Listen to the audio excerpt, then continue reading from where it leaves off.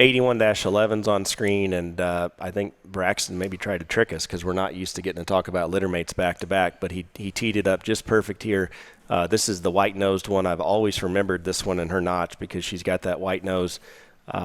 We just talked about her sister Dash 12, but these are direct King of the Hill daughters out of 217-13, and that ear notch is a mouthful, but her resume is long and expansive. That 217 sow, and I mentioned this on the litter mate, I think still to this day we have more daughters out of that sow than any other sow in the herd, and I think that's quite a testament to that sow and her productivity.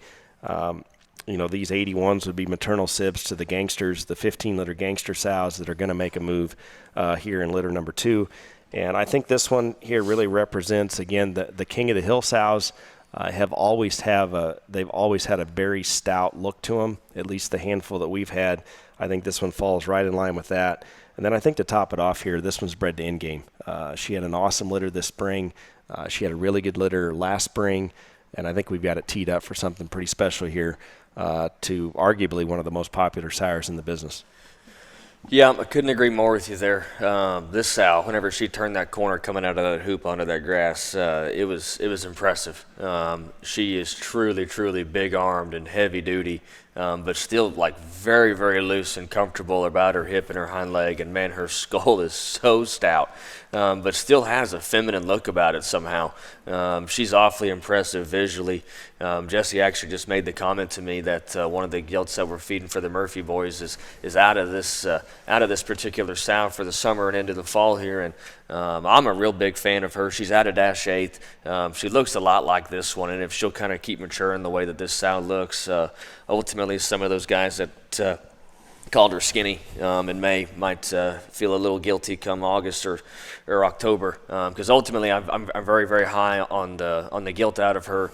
But we start thinking 2 litters forward here. Man, this thing bred to end game ought to have a lot of potential.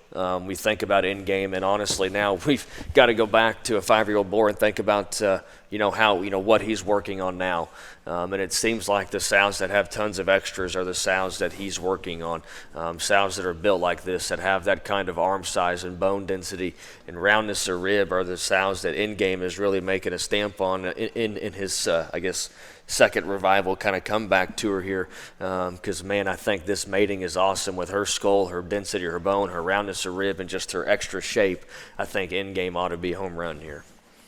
Awesome sow, awesome mating. This is 81-11. She sells as lot 41. She's a King of the Hill, Dirty 239, bred to end game, due June 19th.